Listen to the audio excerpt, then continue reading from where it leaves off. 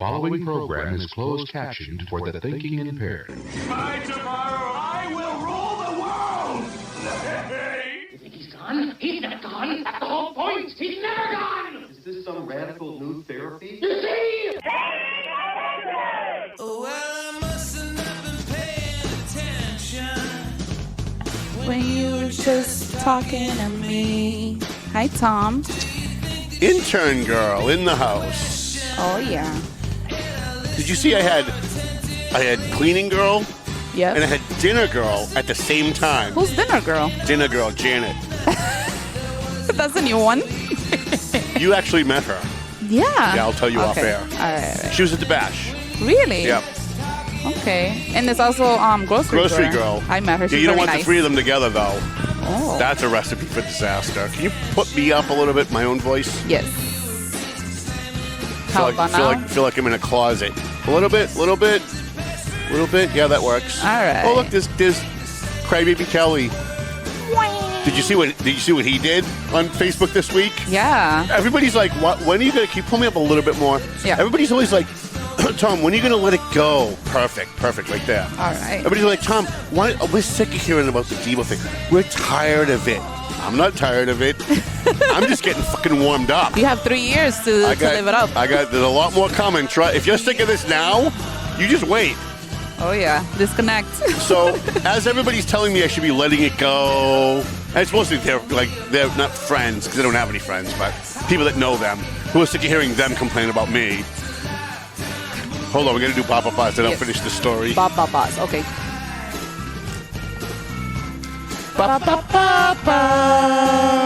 Yeah, I did it right. Right? So while all this is going on, somebody sends me a screen capture, and I only wish that I brought it with me. I only wish it's on my other phone. Oh.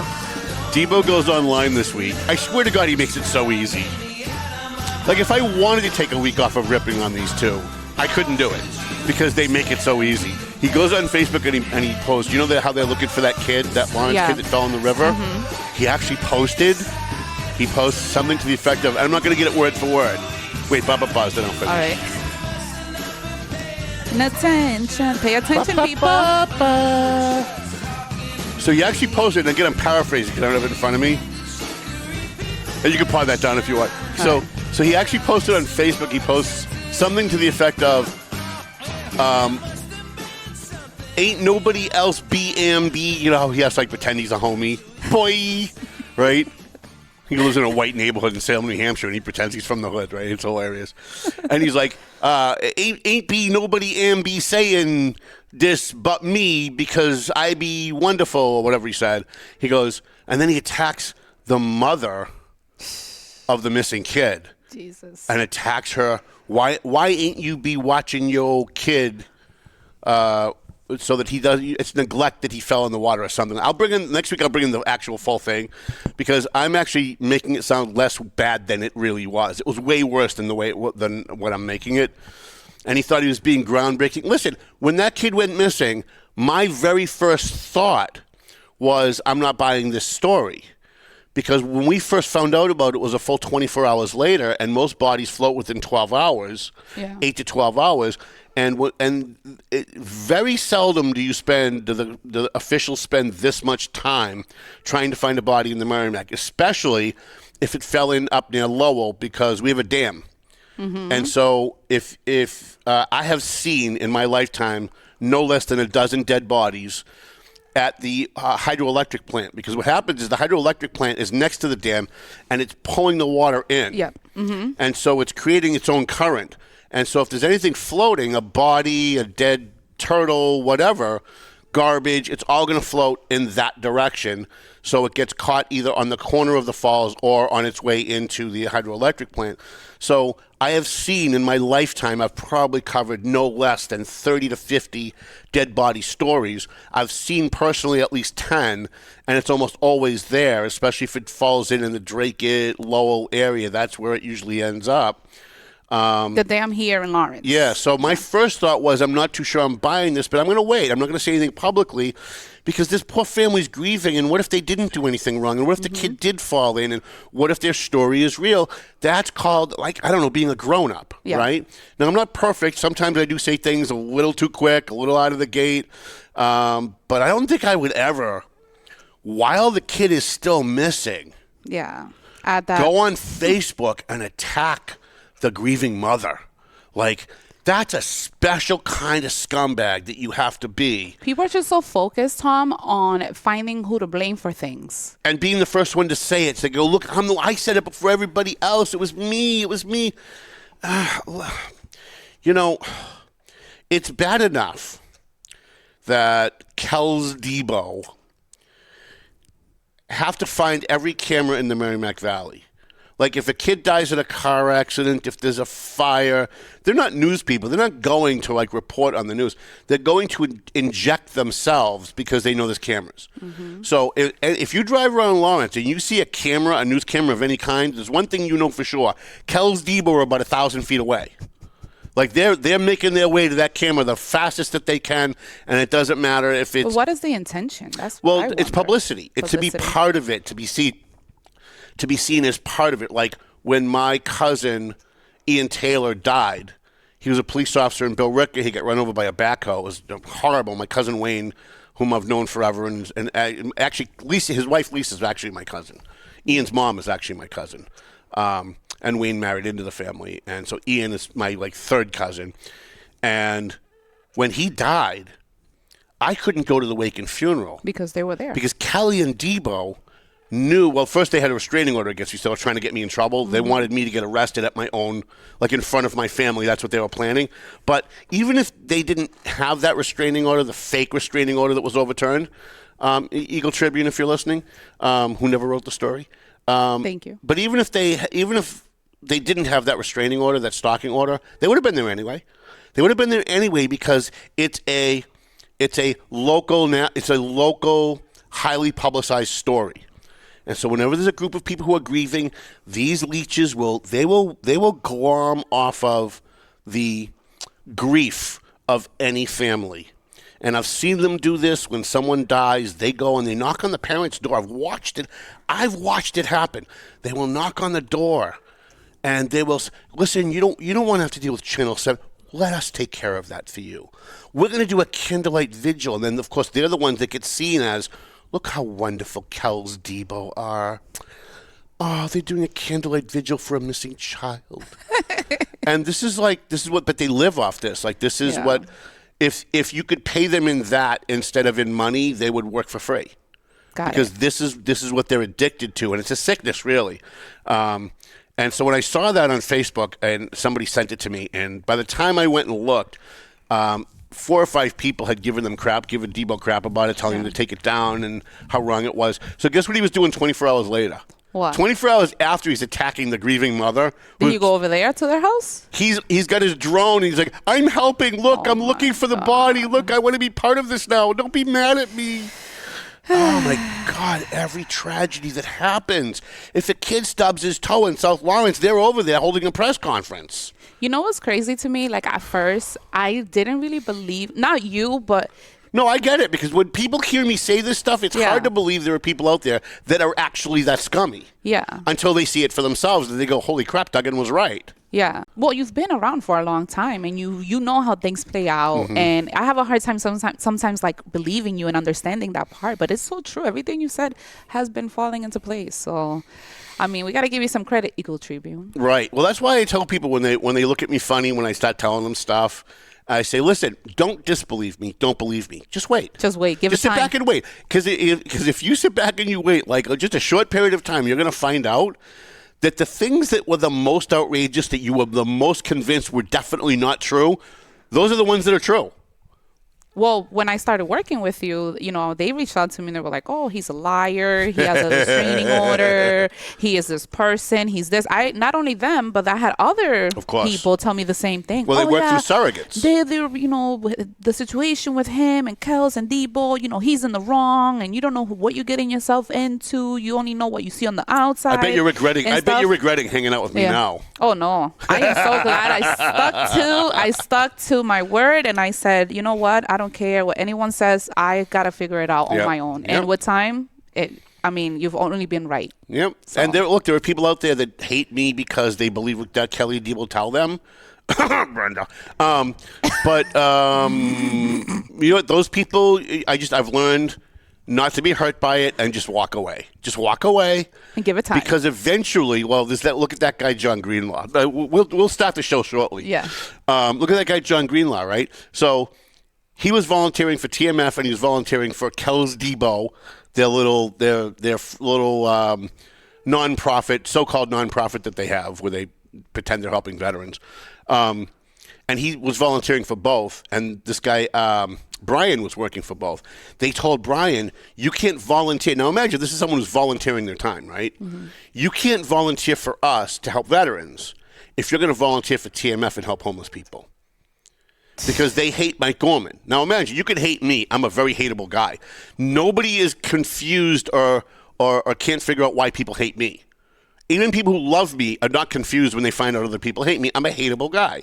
I say things sometimes in a way that evokes emotion, and it's just the way that it is. Mike Gorman, I have never in my life, up until the day that I met Kelly and Debo and now John Greenlaw, I've never in my life met anybody that hated that guy. Like, even disliked him a little bit. This is a guy who spends his entire life trying to help homeless people. Yep. On his own with no publicity. The only publicity Young he gets guy. is the publicity that I generate for him. Yep. And sometimes he gets mad at me.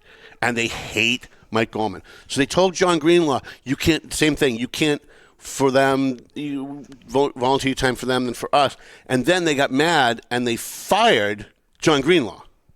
Now, I don't know how you fire a volunteer.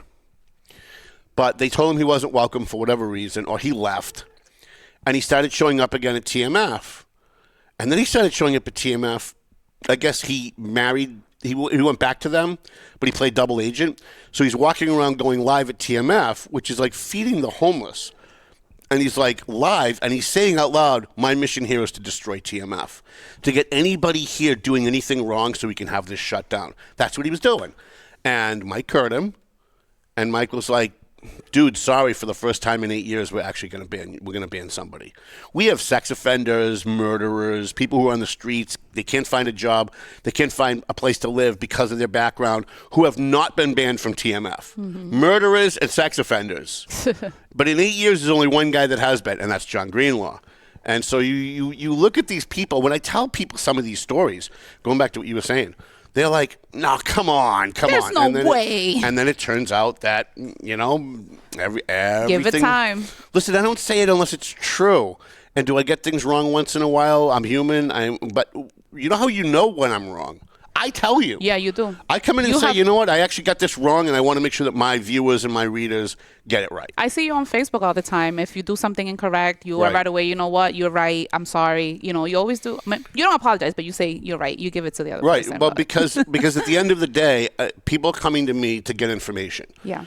With whatever medium that I'm using, whether it's the podcast, on Facebook, Twitter, the newspaper, whatever else that I'm doing, interviews when I lecture on college campuses, which I haven't done in the last couple of years, but I should start doing again because it's actually profitable.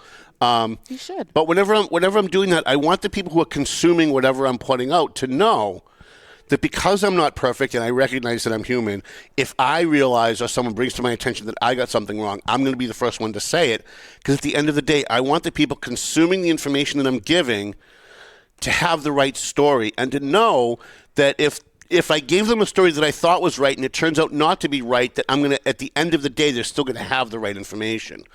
So you'll never see the Tribune write a story that says, we called Tom Duggan a sexual predator. And that's not exactly the case. They'll never do that. They will never. All right? I won a case in the Supreme Court of the state of New Hampshire. Our second Supreme Court win. First, Massachusetts on another case than this one.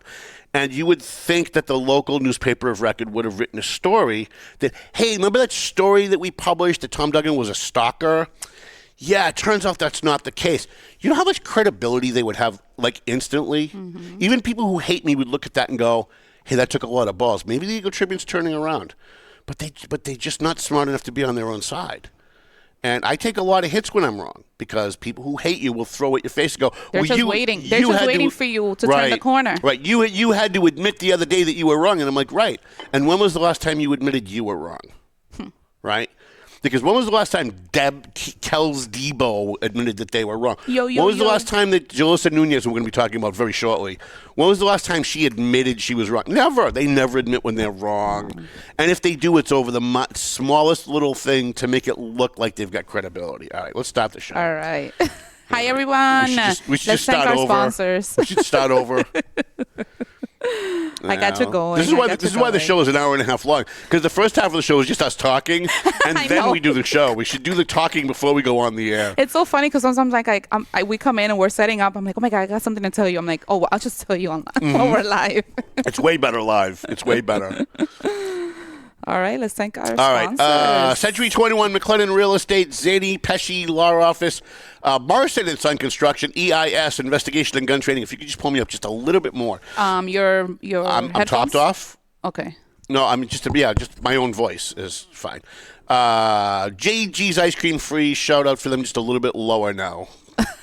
We're gonna do all on-air production. Yeah, we're working on it, but we're gonna have a back. We're gonna have a back on very Give shortly. us some time. I promise you. It's gonna take a couple. Right there. All right. A little bit lower, but either way, that will work. Tomo and Shaken Seafood. We got to go to Tomo. We do. We have not been to Tomo in almost a month, and I'm having withdrawals. I have a 4:00 with my friend Al Zappel, who's here from Italy. Oh. And I promised him I would do tomorrow. So you're bringing some chocolates from Italy? He might, but if you wanted to do like Saturday, well, Saturday's hard. Saturday, I'm volunteering on Earth Day. I'm going to be cleaning with the boys. Earth Day? Yeah. Well, the 22nd is International Earth Day. Yeah, that was like 2 days ago. Yeah, and on Saturday, there's a whole cleanup of the city of Lawrence. All right. You know what? They should stop the Earth Day nonsense and just call it a cleanup for the city of Lawrence. Because you're not saving the earth by picking garbage up. That's not how it works. Yeah. But I understand that these lefties think that if they go out and hold signs and they pick up a couple of things of garbage, they've saved the planet. And I think one of the big cable companies is the one that Of course they are. It's all just pandering. All right, what else do we got?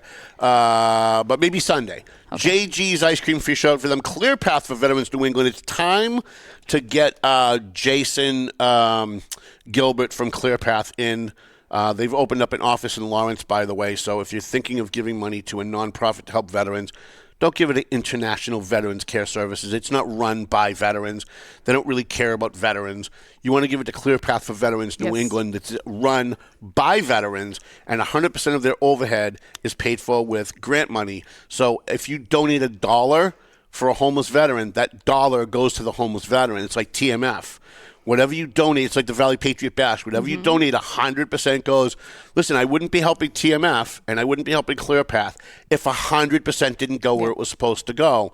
And I know that there are nonprofits out there that they take maybe 5% or 8% off the top for administration costs. And that's okay. That's fine if that's what your model is, but I'm not ever giving my money to any of them. And I'm not ever going to recommend anybody else give any of their money to any of them. No. Even when you go pay and they say, donate $1 No, to this, yeah, 20 cents maybe. They keep like... Right. Yeah. And how do you know there isn't a guy in the back sticking... Like, I remember when I worked at Showcase Cinema, not to veer off again, but when I worked at Showcase Cinema... They used to, during every movie, go up and down the aisles. I don't know if it was probably before you were born. Actually, it was definitely before you were born. Okay. But they would have a cup for the Jimmy Fund. And they would get, the little thing would come on the screen about a retarded kid who's got muscular dystrophy or something. And he'd be like, please give, please give. And you'd cry because the kid was like, the kid was, you know. Yeah. The kid was. It's a visual thing. What's the word I'm looking for? He was challenged, we'll say. Okay. I don't want to run afoul of the political correct nonsense. We know what you mean, though. And then the ushers would go up and down the aisles with a can for the Jimmy Fund. Mm-hmm. And after you watch that video of the kid crying, like you had to give something, right? And then they would all go in the back. And I worked there. And I would go in the back. And there would just be piles of cash and change all over this desk. And at least a third of it was not going back to headquarters for the Jimmy Fund. People were putting in their pockets. So anyways, AFC Urgent Care, Pleasant Valley Landscaping Contractors. I knew we got to get Dave Inconsoli back. Although every time I say that, he takes it way too serious and then wants to be on like the next show. Okay. So I'm going to say like within the next couple of shows. Maybe next week. We'll see. Chris's Barbershop, Enterprise Bank. Enterprise Bank is doing everything. It's like every time I go on Facebook, they're doing something else. Mm-hmm. This morning, there was some ribbon cutting down at O'Connell Park, which is the South Lawrence Common. The mayor just spent, I don't know, like millions of dollars putting in a new like jungle gyms and stuff, like whatever they have today. They're not. No one today is allowed to have any of the stuff that were in parks when I was growing up, like merry-go-rounds and stuff. They have other stuff, but I guess Enterprise Bank was part of that. They partnered up with the city.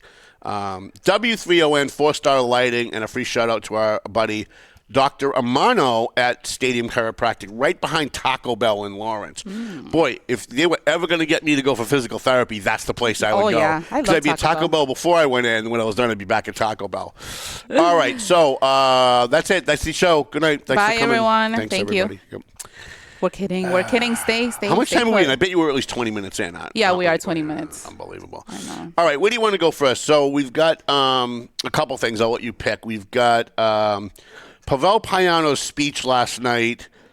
We've got the Methuen elections, the Lawrence elections. We talked about Debo and Greater Lawrence Tech.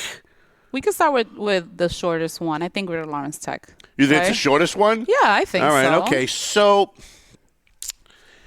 what you need to understand about the Greater Lawrence Tech before we start is that most vocational schools operate this way. So because the Greater Lawrence Tech, formerly the Voc, where I went, you went there too, right? Yes, I did. I alum of the Tech. graduated from there. Love that school, by the way. It's a great school. It is a great school. Not only is it a great school for kids that need to learn a trade, which we don't have enough of in America today, but they also have adult classes at night if you want to change your career path. and you want to go into like electrical and plumbing. There's so much money to be made out there, trust me. Welding and all that. So the Greater Lawrence Voc accepts kids from Lawrence, Methuen, Andover, and North Andover, I believe. Yes. I believe. They do. Okay, so that's the 4, right? That's the 4. So what that means is because kids from all 4 of those communities are accepted at the Voc, at the Tech, as students, each of those communities has to kick in and pay for the budget of the Greater Lawrence Tech. So the Greater Lawrence Tech budget, like Lawrence High School's budget comes from the City of Lawrence. The City of Lawrence applies for grants. The grants go through the city takes a piece, then they pass on the rest to the schools. For a Voc school or for Whittier, Tech works the same way for Boxford, Groveland, Georgetown, and Haverhill, I think. The Voc has to rely on money from the different communities. So what has occurred now, as if I don't have enough enemies in Methuen, what's occurred now is that the Methuen City Council took a vote the other night. They're looking to audit the Greater Lawrence Tech because they don't like the salaries at the Greater Lawrence Tech. Huh.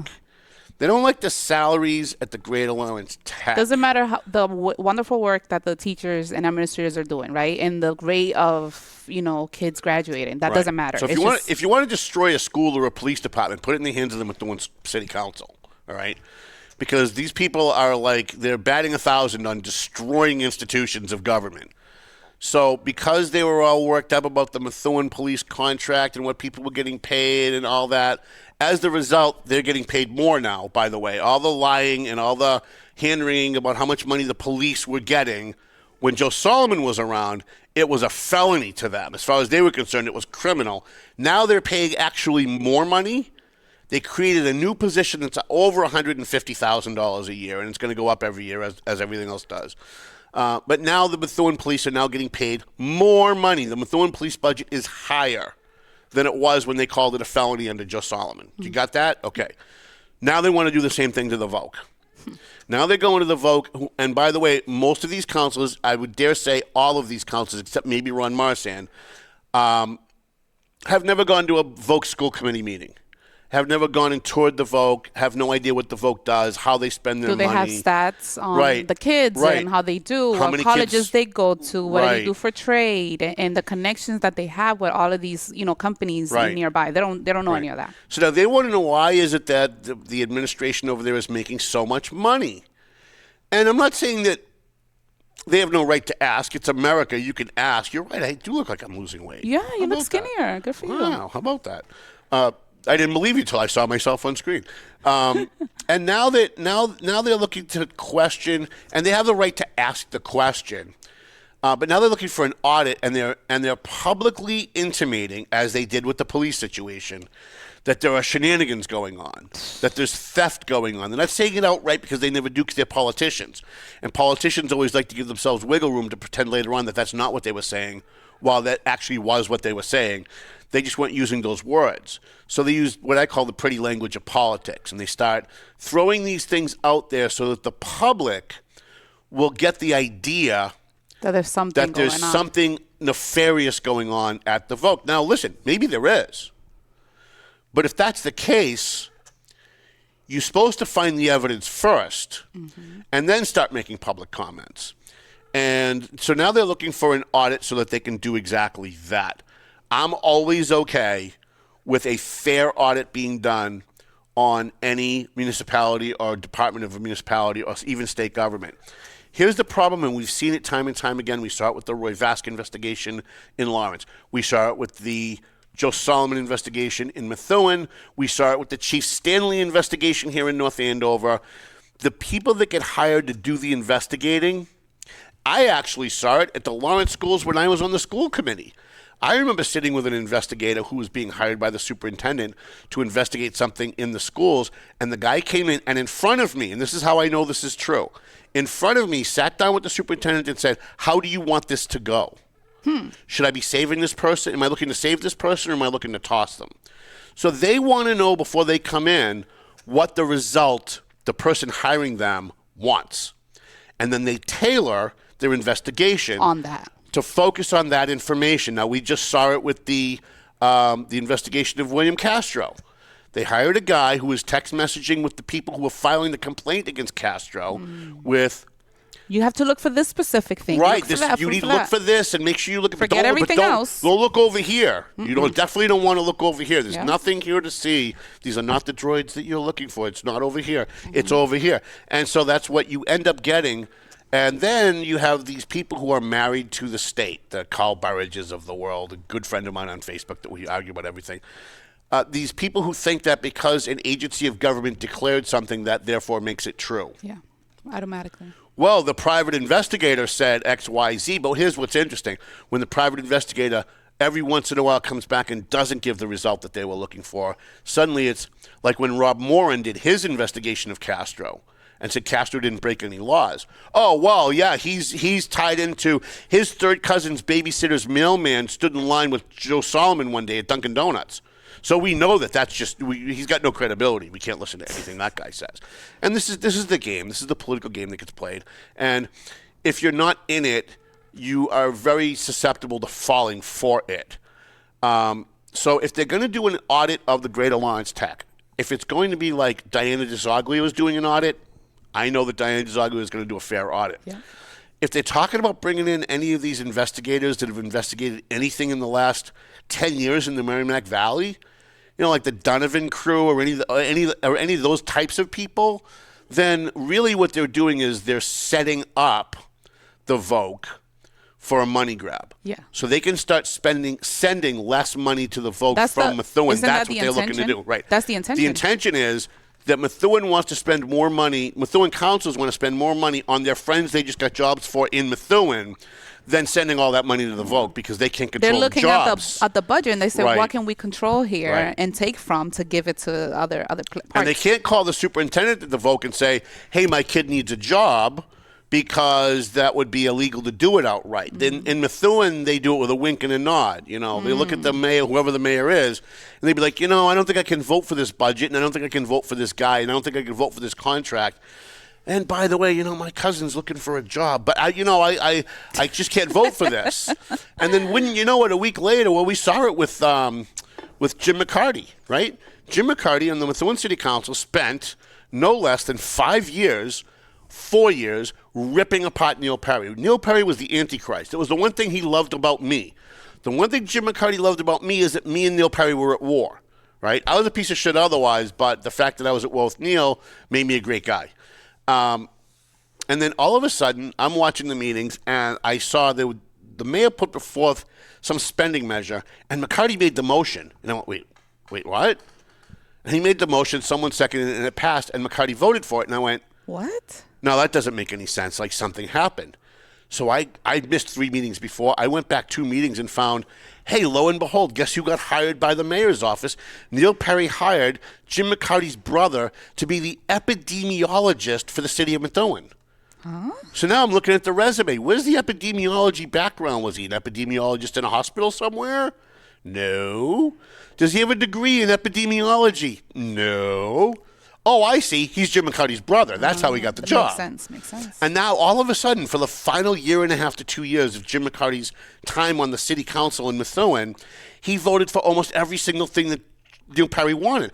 It's like they don't even try to hide it. No. Because they know that they're never going to pay a price for it. That's the intention. Right. They're never going to. So now what's going on with the Greater Lawrence Tech? I'm coming full circle for a reason, because I want you to understand the landscape, the political landscape that we're working in right now as to why this is happening. So now they're calling for an audit so that they can claim that there's misdeeds going on at the Vogue, so they can spend less money at the Vogue because they can't get their friends jobs or their relatives jobs at the Vogue. They don't have any political sway at the Vogue like they do Methuen High School. Yeah, I wonder though, how much does Methuen cover? I wouldn't say 1/4. I think it's depending on how many kids actually attend the Vogue from Methuen. So I wonder how that works. But besides that, I can give you. Oh, you can. Yeah. So besides that, right? Not right now, but I can. Okay, that's fine. So me, or even yourself, as an alumni of the Greater Lawrence Tech, you go to Greater Lawrence Tech, you will see a lot of the same teachers that were there when you were there. Right. Believe it or not. Yep. And I think with time, teachers do make more money. Right? Right. So like if you have an administrator who started as a teacher back in 85 and is still there, he's not going to make the same amount of money he was making in 85 now. Well, look at the Superintendent Lavoie. Superintendent Lavoie was my homeroom teacher in 1983. I used to love Mr. Lavoie. Mr. Lavoie was my homeroom teacher in 1983. Now he's the superintendent. Yeah. So is he making a little more than he was making 25 years ago? I'm sure he is. Well, that's why they have retention, and that's why that school is successful. Right. Okay, you have to look at the stats. You have to look at, what are they doing things right? What is the graduation rate? What are the kids doing? What is going on afterwards? Right. They don't see any of that. Now, if you want to investigate the Vogue, now that I've defended the Vogue, right now this is how I get everyone pissed off at me. Like I get all the anti-Vogue people are now mad at me. Now I'm going to anger all the pro-Vogue people. Now, if you want to do an investigation at the Vogue, and you want to actually find something that's newsworthy at the Vogue, start investigating all the DEI bullshit that's going on over there, because I have parents that email me and call me on a regular basis that cannot believe the hatred of white people that is being preached at the Vogue by white people. I can't even believe that there are. It has to be the Endover family. Well, these are the people. They've got to be liberals, because liberals are too dumb to be on their own side.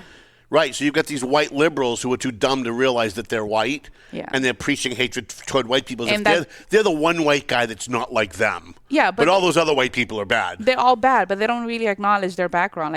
Whatever they ever did in the past, it doesn't matter anymore. Yep. Yeah, it's crazy. I mean, I wouldn't say that. If I want to be, I'm a pro-Vogue, but I will say that if there is some investigation that needs to go on, it should be around the vocational part where the students go to work. Right. That should be investigated. There are quite a few students who are, which is called co-op. Yep. That go out to work, and the companies have like these really good relationships with the teachers from these different trade schools and different trades classes and stuff. I would say investigate there, but not the administrators thing. Well, listen, if it's going to be a fair audit, if you're going to have Diana Zagli do an audit, if you're going to bring an outside person who's going to have no communication with the town of Methuen, that's going to maybe be hired by the Vogue board. But that's the other thing. The Vogue has their own board. We don't need the city council micromanaging. The Vogue board votes. The Vogue school committee votes on the salary of the superintendent and the administrators. So now they're micromanaging another elected board, and I don't think it's going to work out well for them. I really don't. Maybe they're right. Maybe there's stealing going on over there. Maybe there's misappropriation going on over there, and we certainly want to know if that's the case. I just wouldn't touch anything that's not broken. Well, yeah, and you know what? It's working. I'm not even sure they can get an audit, because I think to have an audit. So I tried to have Suzanne Bump before Diana got elected. I was very good friends with Suzanne Bump, the state auditor before Diana DeZoglio, and I remember calling her one day over something else. And while we were chatting on the phone, I said, "By the way, you do realize I've done 7 investigations on the town of Salisbury for literally stealing money, local officials literally stealing money. $9 million from the sewer ratepayers was one of them that I worked on." I said, "Why can't you just go into a place like Salisbury and just kick over the tables and audit everybody and tell the public where the money went. Like this $9 million that were literally stolen from the ratepayers, the sewer ratepayers in Salisbury. We want to know where it went because at the end of the year, their budget was zero. So they took in $9 million more than they were supposed to, but nobody knows where it went. And her answer to me, very telling, she said, we can't go into a municipality unless that municipality votes and asks us to come in. So in other words, I couldn't call Diana and say, I need you to audit the Lawrence homeless coordinator and how much money she has spent on homeless.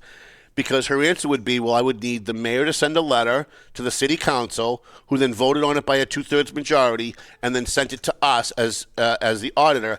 And then I could go in and I could audit Lawrence. I could audit certain funds, but I can't audit a specific office or a specific person. So if you're talking about maybe homeless grants that are coming into Lawrence, we can audit that. Okay. If you're talking about auditing all of Lawrence, like all of Lawrence's finances, we could do that. It would be very expensive, but we could do it. Or if you wanted us to just concentrate on the community development department, we could do that. But I can't do anything unless the mayor sends a letter to the council by 3/4 vote votes for us to come in and do an audit. That's what Suzanne Blum told me about Salisbury. So all these people who think that like the auditor can just come in and audit people, Debo Brown made a comment one day that Diana Zogli is corrupt because she won't audit the Valley Patriot. A private company. When did I become an agency of government, you moron? But a lot of people are under that misimpression because they don't live, breathe, eat, and sleep just like we do. They just don't know, and so we're trying to educate people. So if I guess my point is, if Methuen City Council votes, which is the right way to go, for an audit of the VOC, I think Lawrence and Andover and North Andover also are going to have to do the same thing. Oh, so everyone needs to be on board. I think they do, and I'm going to call Diana's office. I'm going to call Sonia, who is, I think, lead counsel up in the auditor's office, and make sure I've got that right because I want to do a story in the next Valley Patriot on this. Okay. And again, not taking sides because we don't know what's there, right? You don't know what you don't know. Yeah. One of my favorite quotes from Donald Rumsfeld: "You don't know what you don't know." I'm always in favor of audits. I'm always in favor of turning over public records, public documents, open meeting laws. I'm always for all of that stuff. I just think that once again, the Methuen City Council that can't run Methuen is now going to try and tell the VOC how to run the VOC. They can't run their police department and their school department. They can't satisfy the teacher's contract. It took DJ Beauregard to come in as an acting mayor to fix the mice problem that nobody wanted to fix and nobody cared about and was purposely ignored for more than 2 years. But yet the Methuen City Council, who, by the way, screwed up the police department now and paying them more than before. I want to reiterate that because they were going to say it's a lie and it's not. Which they deserve. I'm sorry. They deserve. Yeah, absolutely.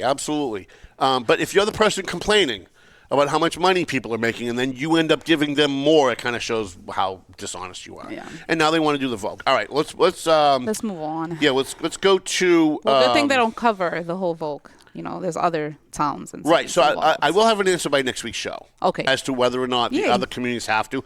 I did see in her credit Stephanie Infante, Lawrence City Councilor, who used to be on the VOC board for a very short time, chastising Methuen, saying that they've never come to the school to tour, they've never come to a meeting, they don't know what they're talking about. And Stephanie and I are on opposite sides of a lot of stuff right now, for a lot of reasons. That's the subject of another show, I think. But she's right. She's right about that. I don't know. I almost kind of wish that she wouldn't. Okay. I almost kind of wish that she'd take some time. She's got a lot going on. Okay. And I don't think she's a bad counselor. I just think she's been influenced too much by the wrong people. Certain corrupt people that realize how naive she is about certain things.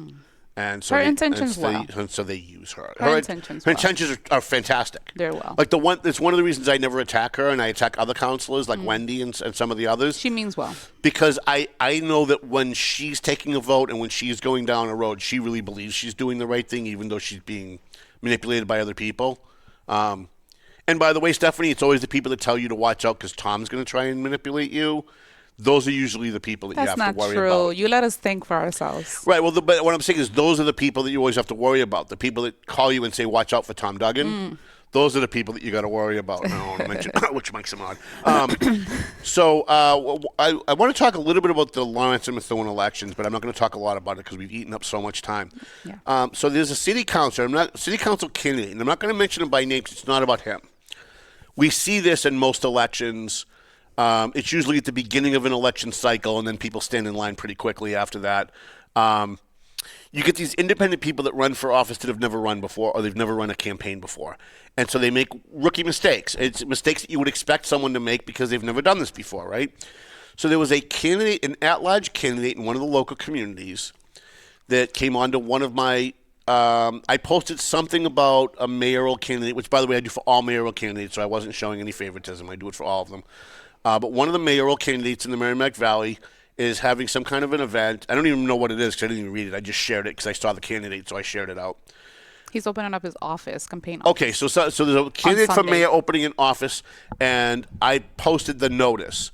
And a candidate for at-large council in that community came on and said, I wish he would just go away, or something to that effect.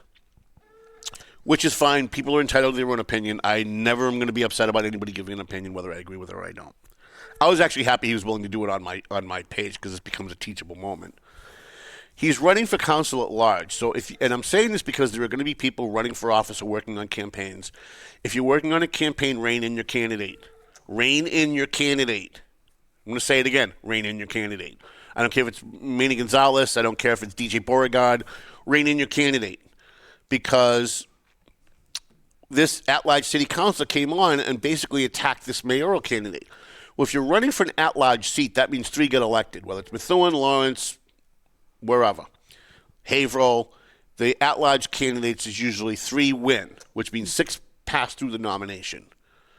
So if you're running for one of 3 open seats, usually you have 3 incumbents that you have to try to beat. Yeah. Sometimes you get 2 if one steps down, they take another job, whatever, they run for state rep or whatever. This year, I think we're going to have all 3. All 3 city councilors in this community are running for re-election. So as a challenger, you need to make sure that you get as many votes as you can. And if you go on Facebook and you attack a mayoral candidate, or even just express displeasure that you don't like that candidate, that you wouldn't vote for him or you wish he would just go away, what you've done effectively is you have isolated 50% of the electorate that you need to get elected. Because now, after the primary, the incumbent always wins a primary. I've never seen an incumbent not win a primary in a municipal election, like ever. So that means that the incumbent is going to be on the final ballot. Mm-hmm. And you're running to win one of 3 seats with one of the mayoral candidates telling all of his people not to vote for you because you've made it clear that you don't want him to win either. So he's going to go out and he's going to endorse. It's the reason why Rich Russell became a city councilor.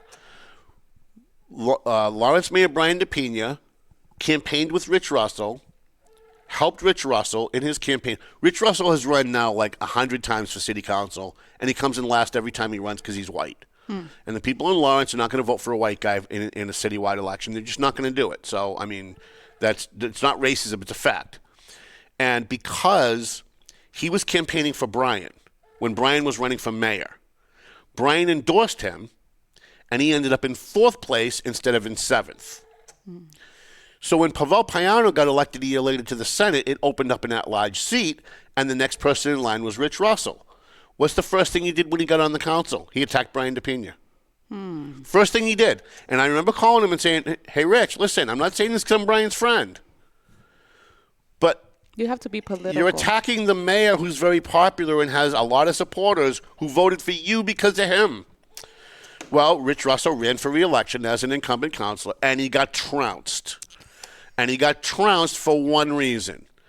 I'm not saying he had to get in there and rubber stamp everything Brian wanted. You could vote no on anything that you want, and most people in the public, most voters aren't going to care because they don't follow the votes. Like, not everybody's Brenda, Rosie, and Denise. Like, not everybody follows every meeting. But when you get up there and you're attacking the integrity of the mayor, who put you where you are, that's a recipe for a loss in every election after that. Like, he'll never get elected to anything again. I think he's going to run again this year. He's going to lose. And he's going to run again next year, and he's going to lose. And he's going to run again the year after that, and he's going to lose because he has no loyalty. And this city council at large candidate that's running in Lawrence, we might as well just say it's in Lawrence. Yeah. I'm not saying this to humiliate him. It's one of the reasons I'm not mentioning his name because I think he just made a rookie mistake. But it's a good teachable moment because there's a lot of people out there running for the first time in Lawrence. If you're running in a district race and it's going to come down to you vote for one people out of two in the final get elected, you might be able to marry a candidate. You might be able to go to Manny Gonzalez or Brian DePena and say, I'm with you. And if all of their supporters vote for you in that district and he wins that district, you win. It's a gamble. You shouldn't do it. But it's a gamble, but it can work. But if you're running for vote for three, you need that other 50%. You need a portion of that other 50% to win. I would just stay out of it. Well, and so that's why I'm bringing it up, because there's a lot of people running for school committee taking sides. Jonathan Guzman and Leonardo, what is his name? Lenin Roa. Lenin Roa, who's a great guy, by the way. He apologized. He's a good guy. I think he's a good guy. I think he had means a little. well. Yeah, he means well. We had a little run-in, but Right. he did approach me and he apologized, and I said thank you. But I think all of these guys are being co-opted by the anti-Brian group, and we've got to get on to other stuff. But I'm going to say this happens in every election. I go back to like I was a kid holding signs, but I ran for office in 1985. I've been involved in every local election since 1985, okay? And there's always been, when I ran, John Buckley was mayor, and you were either with Buckley or you were against Buckley. And it was the beginning of the new charter in Lawrence, and Kevin Sullivan, 26 years old, was running against the old guard, the Buckleys. And if you were with Kevin Sullivan, you had a really good chance to win. But if you were running at large, you were never going to win. Because the hatred of John Buckley was so high at that moment in time that if people even thought you might be loyal to him, you had no shot. And if you were supporting Sullivan, the Buckley people hated Sullivan so much that if they even thought you were with Sullivan, you had no shot. My problem was I got along with both. So both sides were against me because when I went to a Sullivan thing, they're like, hey, he was at a Buckley thing last week. Well, yeah, I'm a candidate. Go to the Buckley thing, he was at a Sullivan thing that last week. So I guess what I'm saying is right now you've got this trumped up hatred for Brian DePena. Yeah. You had the same thing with Willie Lantigua. You had the same thing with Kevin Sullivan, Michael Sullivan, Mary Claire Kennedy, Patty Dowling, Marcos Devers, Willie Lantigua. Who did I miss? Dan Rivera. Yep. I think I got them all.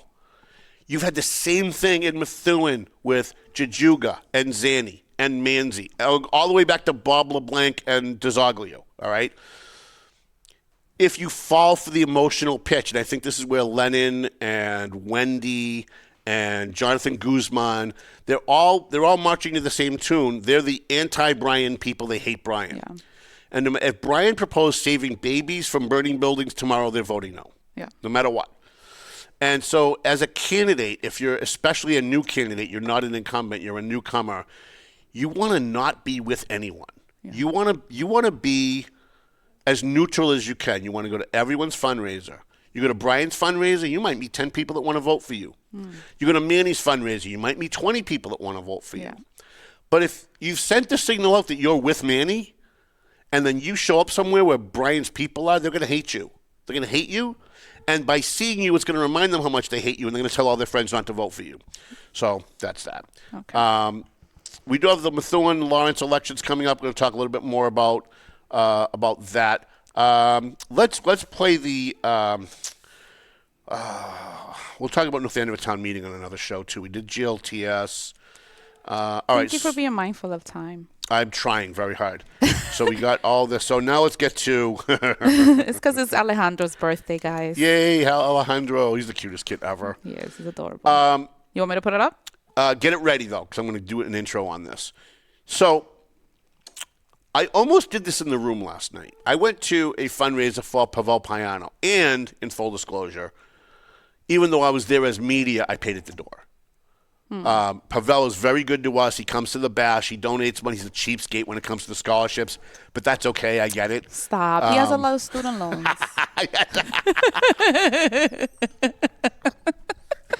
He has student loans. Understand. You're ahead of me now. Now you're ahead of me. You bigfooted my story. That's okay. I'm sorry. But I like Pavel, and as a human being, I think he genuinely cares about people in the community. Me too. However, and I'm saying this as a friend, okay, I like Pavel. He was our keynote speaker at the Bash. I hope he will come back again next year and do it. Maybe not after today's show, but I hope that he will. I think he would. I don't think he takes things too personal. I think you're right. I don't think he does. Because he's also the kind of person that calls me on the phone and says, I have a number of elected officials that do this. Like randomly, they'll see me post something at 2 o'clock in the morning, and I'll get my phone will ring, and I'll look down and it's Pavel. I'll be like, listen, I'm up, and I'm just kind of thinking about something. Can I pick your brain? You know a lot about this person, or you know a lot about this issue. Let me just pick your brain about something and spend like 15 minutes just asking for my advice, laying out the scenario. And unlike certain other people, he doesn't call me to find out what my advice is to do the opposite. He actually kind of usually takes my advice, at least goes in the direction that I think, after we work it out anyways. So he texted me a week ago and said, I got a fundraiser coming up. I'd really love it if you could come. Now, normally I come as the press and I don't pay.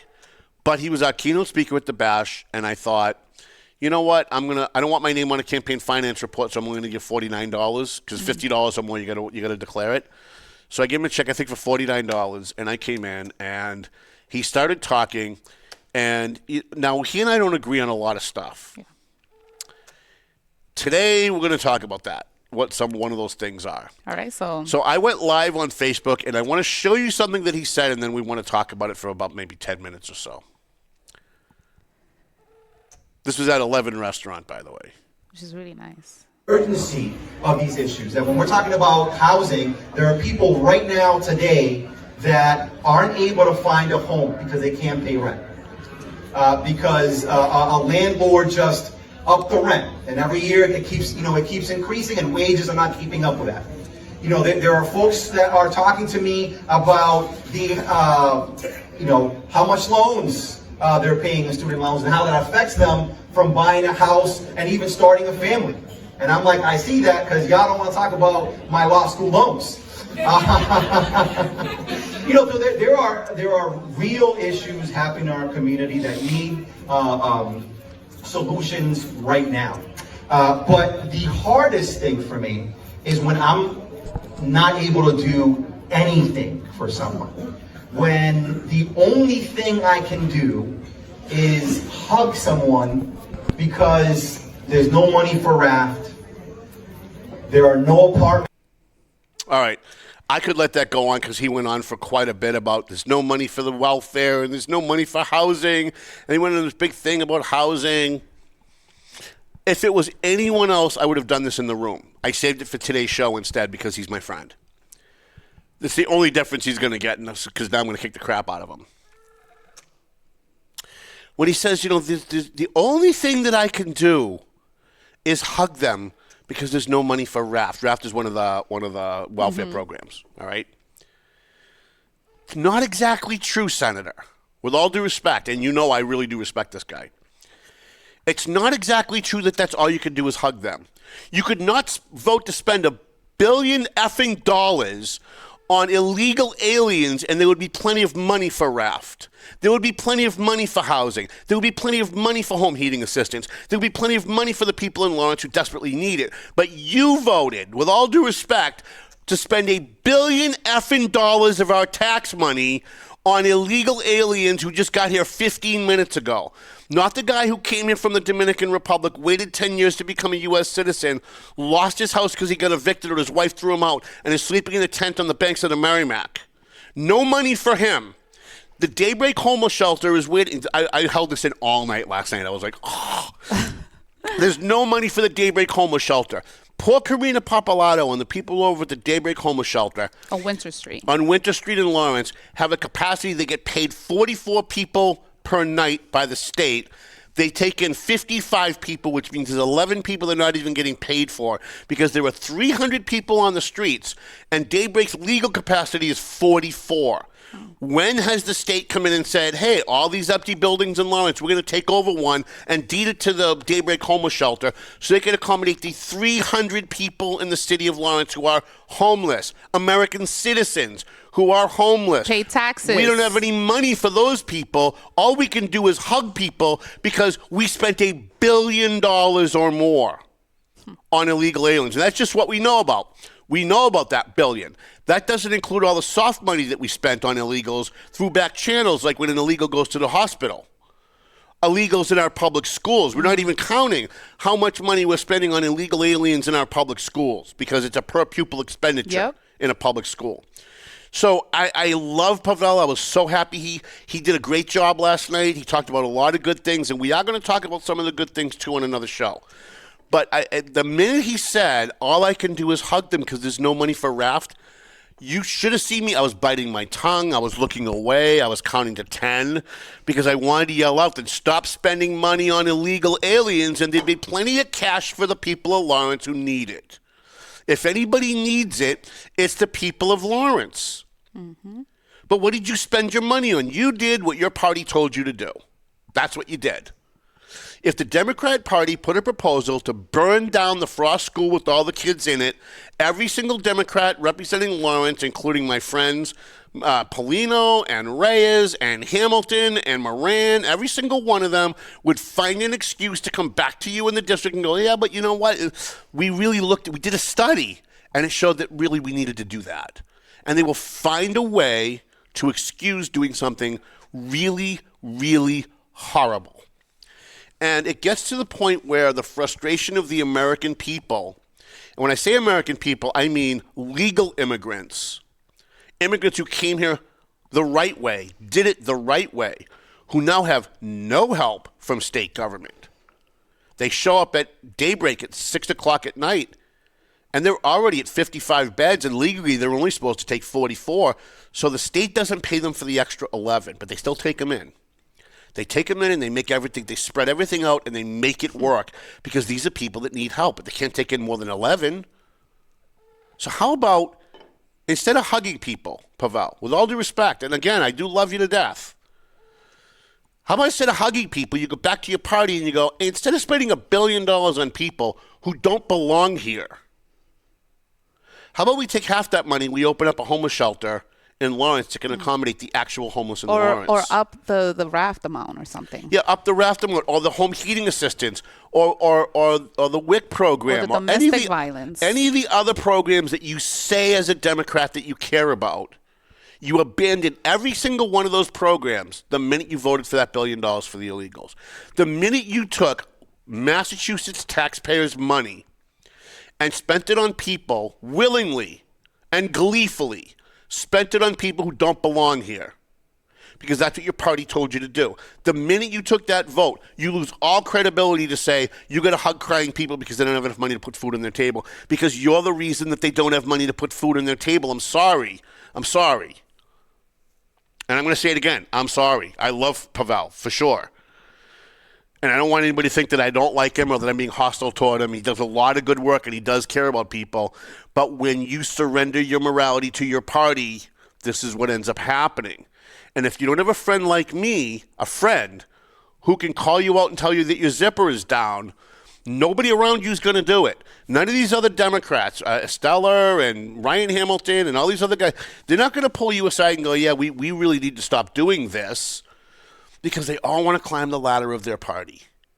And there's another clip that that I wanted to bring in from last night, but I just didn't have time to cut it, where he talked about how he was just made the chairman of a committee, and Estella was just made vice chairman of a committee, and Andy Vargas was just made a chairman of a committee, and Frank Moran is chairman, I think, of Ways and Means or something. And I'm thinking, well, now we know why they voted for the $1 billion for the illegals. Yeah. Because those who voted for it got committee chairmanships. And by the way, what they don't tell you, what most people don't know, is that when you get a committee chairmanship, you get to double your pay.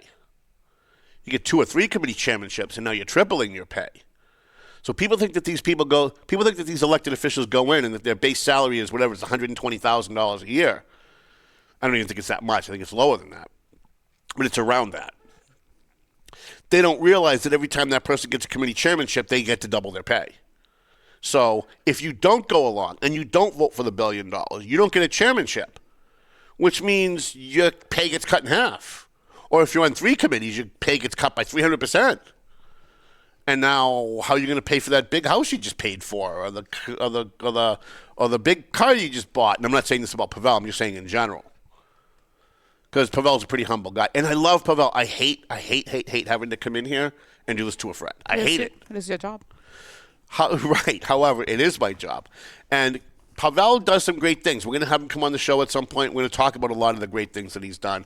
He writes a column in the Valley Patriot every month. I almost never agree with it. It's always on page 2 because our editorial's on page 2. Our editorial's usually conservative. I like having a liberal on the same page. It balances it out because my newspaper, I don't look at my newspaper as a vehicle to push my opinion. I look at my newspaper, I look at the Valley Patriot newspaper as a vehicle for other people, a platform for other people to get their opinions out. Yeah. So Pavel, and by the way, this also applies to Ryan Hamilton and everybody else, all the other reps. It applies to all of them. You all voted for this $1 billion for illegal aliens in high-priced hotels, plus food, plus transportation, plus education, plus health care. And I could keep saying plus for another 15 minutes. Once you've done that, you've lost all credibility when you complain that we don't have money for schools. You've lost all credibility when you say we don't have enough money for the RAFT program or the Home Heating Assistance program or any of the other programs that you say you care about. You can't claim it's really horrible that we can't give money to homeless veterans because there just isn't enough. After you spent $1 billion on something that was not for homeless veterans or for the RAFT program or for the Home Heating Assistance program. All right. Well, another thing, too, is like stop, the people that don't agree, stop labeling us as racist. Right. Or heartless. Right. Well, that's a Democrat Party playbook. We're not a socialist country. Right. I'm sorry to say that. If anything, we're advocating that you not give it to illegal aliens because there are Dominican citizens, American citizens of Dominican descent in Lawrence who came here the right way, who deserve that money. Me and my family. Right. Well, how old were you when you came here from the DR? 10. So you were 10 years old. You came here legally. Legally. I waited 7 years. Paperwork went in. So you could have been 3. You could have been here in America at 3 if you'd broken the rules. If I'd broken the law, yeah. Right. And I would have been all set. I would have came in You'd still be hot as hell. Oh, of course. But I would have came in and I would have had a place to stay where it was free. No. When I moved here, we all moved here legally, and we lived in a 3-bedroom apartment, and there was like 8 people living there. Everybody worked. Everyone paid taxes. Everyone. I do want to address one of the other thing that he mentioned about student loans. Now, as somebody who still owes a lot of money on student loans, and I do, it's my bill. Yeah, you have to pay for it. It's my bill. And I don't think the government should be paying my bill. I don't think the government. No, there are some things, though, that now I'm sure Senator Payon is watching this now because everybody on the replay has called him and said, "You hear what Tom Duggan said about you? What kind of friend is he? I told you he was mean." There is something else that he mentioned, and now that I've got the senator's attention and some of the state reps' attentions, let's talk about this real quick, and then we're going to end the show because you have someplace to be. Let's talk about student loans for a little bit. There are other solutions to the student loan problem other than just paying them off for people.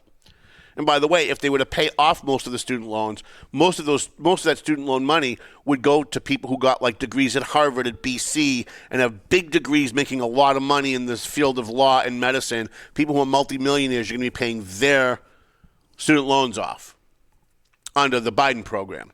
But there are other things you can do to alleviate some of the student loan stress. So I'm just going to tell you from personal experience. About 15 years ago, I got a call from a bill collector who said, "Tom, we're in charge of this, that, whatever the name was, XYZ collection agency, and we have your student loan." Sally Mae. Could have been Sally Mae, Fannie Mae, Freddie Mae, whoever they were. But they called because I owe, and I'm going to guess, not that it's anybody's business, but I owe probably about $16,000 still in student loans. And they called and they said, "We'd like to start getting this thing down. Can you start making payments?" So I looked at my I told them I'd call them back. I looked at some of my finances. I moved some things around. And when they called back, I said, "You know what? You're right. These are my bills. I would like to start paying this down. I'd like to start giving you like $100 to $150 a month. And then if I make a little bit more money at the end of the year, if I get a tax rebate or whatever, you can take that and you can get it down.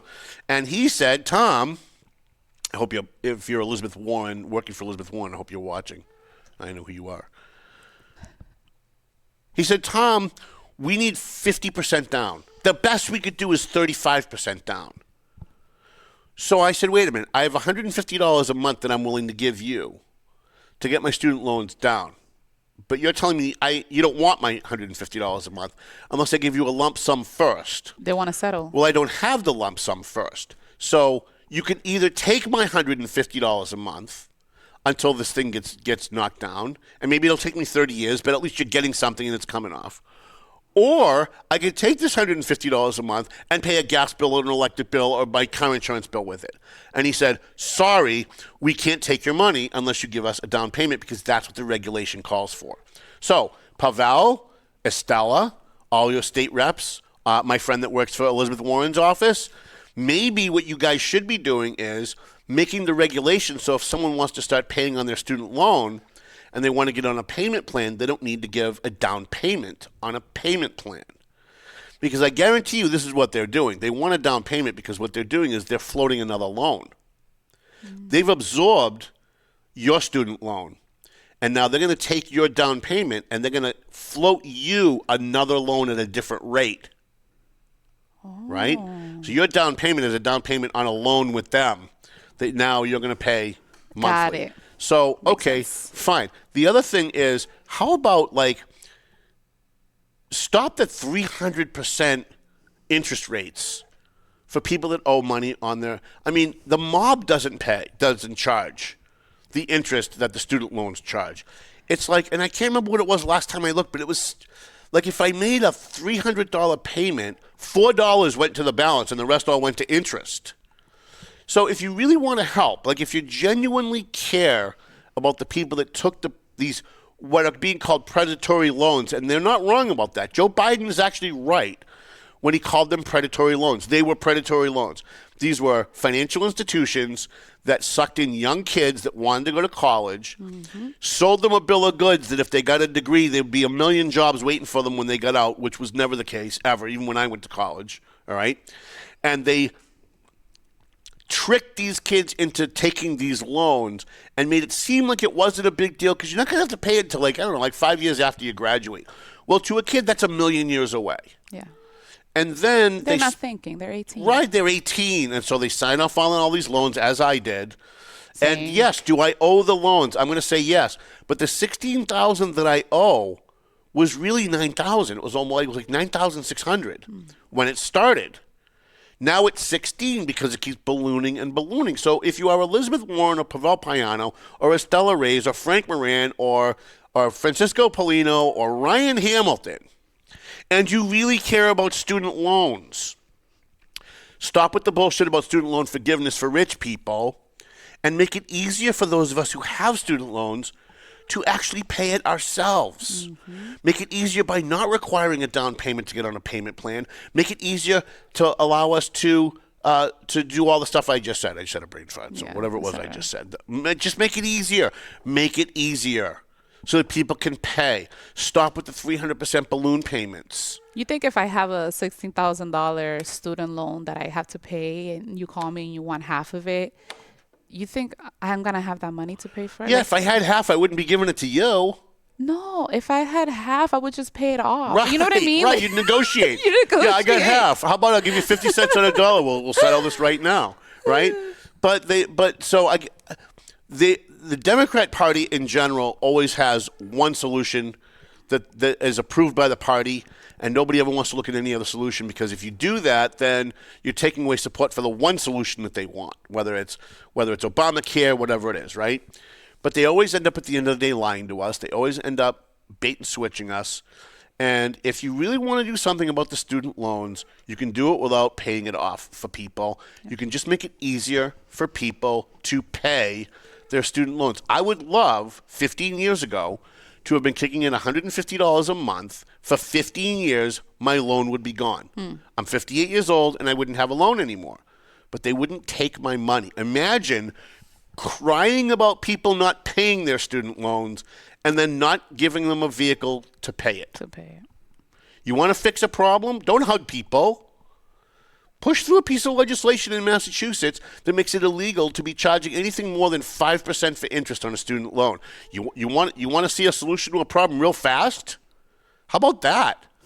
How about instead of paying off people's student loans, how about going to all these financial institutions and forcing them to waive all the extra interest that have been accruing on these loans for the last 20 years? How about that? Because you know what? If a bill collector called me tomorrow and said, Tom, your student loans are $9,400 or $9,800, and if you give us 30%, we can put you on a payment plan, or if you want to give us 50 cents on a dollar right now, I could go get a loan from Enterprise Bank that's a lower interest, and I could pay that.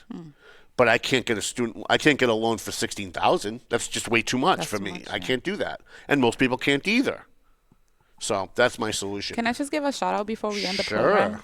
A big shout out to Doug Mercurio, Doug who is at Clearwater, Florida, living it up. What a great guy that is. Yeah, he's so great. He went to Clearwater, Florida without us. Right? I don't know if you noticed that. Can I go next time, please? Right? Oh my goodness, he just posted a photo on a jet ski. Look at him. Looking good. All right. He said, he made a really funny joke. He said, I've been to Clearwater before, but I've never been to Clearwater now that it's called like the Gulf of America or something like that. Here, he says, I have been to Clearwater Beach twice before, but this is my first time seeing and swimming in the Gulf of America. I love that. Right. Enjoy the rest of your vacation, Doug. All right, so one more. We could roll up Mel. I got a couple of one quick announcement anyway. Okay. Starting next week, we have a new columnist starting in the Valley Patriot. I actually announced it last night on Facebook. I wasn't planning on doing this till next week, but he showed up. We did a selfie. I couldn't post a selfie without saying it. So believe it or not, Tina Conway's going to drive. Rita Christine's going to be driving off the road when she hears this. DJ Beauregard's going to begin his monthly column in the Valley Patriot. Now, this is the first time. This is what I mean about you. You can have differences with people, but you still, you're open to, I don't know. Yeah, I got to be honest with you. This was tough. This was tough to agree to. But he agreed to some ground rules that I think are fair for everybody. And so finally, we now, again, have a Methuen mayor writing a column for the Valley Patriot, which I think is good for everybody. It's certainly good for my readers. Probably not good for me, but very good for my readers. Listen, at the end of the day, he's still the mayor. Yeah. And at the end of the day, the people of Methuen deserve to hear from the mayor what's going on. And the other thing is, she's dancing over there. We got to go. It's Alejandro's birthday. The other thing is that the mayor sends out all these press releases that don't say anything.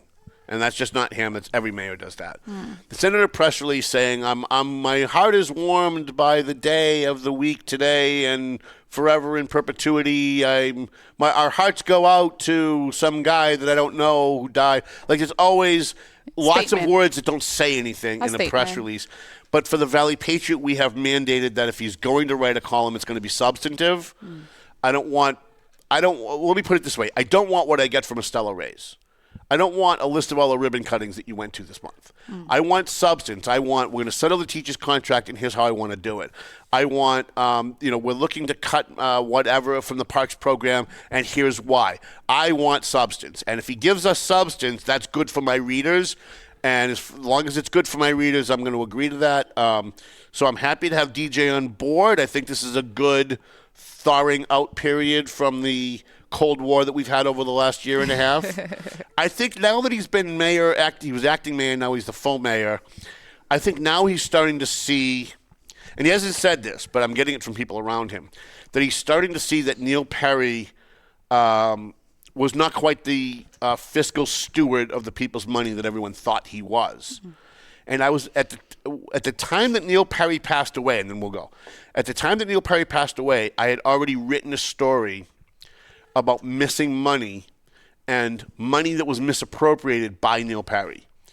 And I had already written the story, and I was just waiting a couple of days. I was waiting for one more thing to happen that I could piggyback onto this story because there was another story coming, and then he died. And so I know a lot of people got mad. I went on Facebook and said, how long after someone dies before you can say something bad about them? Because it wasn't that I wanted to kick the guy that he was dead. It was that I had this legitimate news story about misappropriation of money that was going on under Neil Perry's administration. And now how do I publish that story now that the guy's dead? Like, that's never happened before. We've never had a mayor die in office. So now what do I do? So I, at the time, called DJ Beauregard and a few other people and said, look, I can't publish this now because it's just horrible because the guy's passed away, but you need to know what happened. And so I gave it to most of them. None of them gave a shit. But I think DJ, now that he's been mayor for the last year or so, is starting to realize that, oh my God, once again, Tom Duggan was right. Like, Give it time. Yeah, right. He wasn't lying. He wasn't making it up. It's actually true. And it might not 100% be true. Maybe 80% of it is true, but the story is still true. And I think he's starting to see that. And so I'm hoping that his first couple of columns are going to be about that.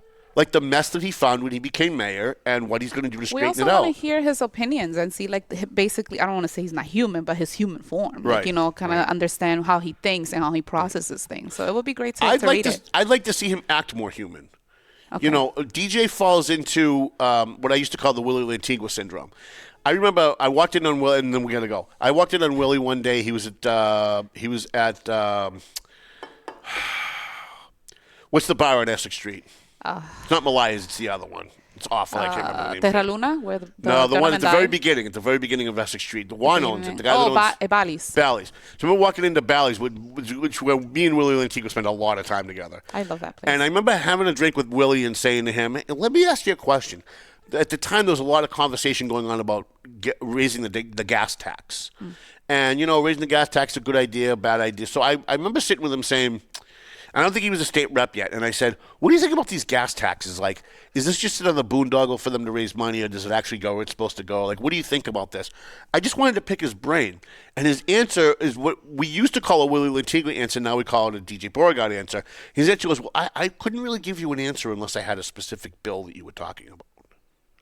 And I was like, I'm not talking about a specific bill. I'm not trying to corner you into saying you're for something to use against you later on. We're having drinks. There's no cameras. There's no microphone. I'm just asking you, what do you think about, like, overall, what do you think about the gas tax? Afraid to take a side. And I could not get him to answer me because, like most politicians, once they get elected, they realize that the standard for the insiders is never answer a question, like never answer an abstract question, never answer a hypothetical. Be politically correct. Because there are always going to be people out there that are going to say, well, that's not what he told me 3 years ago. He told me 3 years ago he hated the gas tax, and now he's voting for it. And I guess that there's some validity to that. But you shouldn't be afraid. But I want DJ to stop being that. I want him to actually, like, he's going to give be willing to be wrong. Just be willing to be wrong. Like, if somebody asks you an abstract question, like, just work it out verbally with them. And you could always say, like, don't hold me to this, but here's what I think out of the gate. I'd like to see a little bit more of that. I'd like to see him come on the show. I would love to see DJ here answering really tough questions. Because I guarantee you, Pavel's going to be here within the next couple of weeks. And I'm going to yell at him. Well, I probably won't yell. No. But I'm going to be as tough with him as I just was on the show when he wasn't here. One thing you know about me is that that's true. That I don't say anything behind someone's back or on a podcast that I won't say to their face. So I'm dying to get Pavel here, but I also would love to have DJ Beauregard here so I could ask him the same questions. Like, so what did you find when you became mayor? Please tell us about some of the money that you found that was not where it was supposed to be. And I'll even give him credit. Like, I'll even give him credit to break the story that he's the guy that fixed the problem that nobody knew existed. All right. I guess that's it. We covered just about everything. We do have a town meeting coming up in North Andover. I'll talk a little bit more about that next week. And we will talk a little bit more about the elections in Lawrence and Methuen. I guess we can roll up Mel and call this a day. Wow. An hour and what, 15? 18. Not bad, just off the top of my head.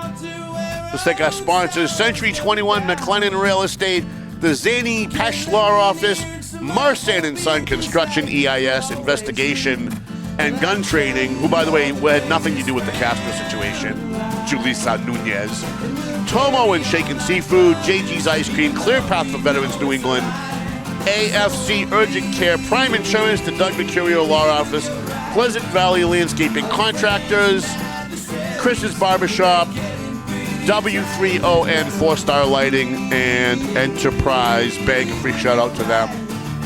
As well as my friend Paul Lambert, attorney Paul Lambert. JG's Ice Cream.